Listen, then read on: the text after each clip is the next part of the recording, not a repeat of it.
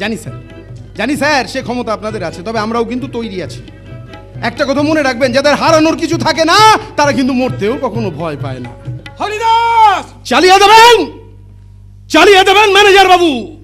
রাতের অন্ধকারে রোলার চালিয়ে নিশ্চিন্তপুরের গরিব মানুষগুলোকে মাটির সঙ্গে পিষে মেরে দেবেন। পরের দিন ভোরের আলোয় দেখবেন নিশ্চিন্তপুরের সবুজ মাঠ গরিব মানুষের রক্তে লাল হয়ে গেছে। সেই লাল হয়ে যাওয়া সবুজ মাঠ থেকে উঠে আসবে একটা রক্ত ভেজা গন্ধ, উঠে আসবে একটা নিঃশ্বাস।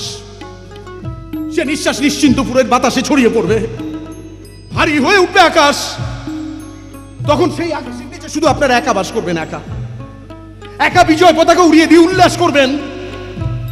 আর নিশ্চিন্তপুরের গরিব মানুষ জমি হারা ভিটে হারা হয়ে হারিয়ে ফেলবে তাদের জীবনের চলার পথের শক্তি। বাবা মেয়েকে দেহ ব্যবসার বাজারে ঠেলে দেবে।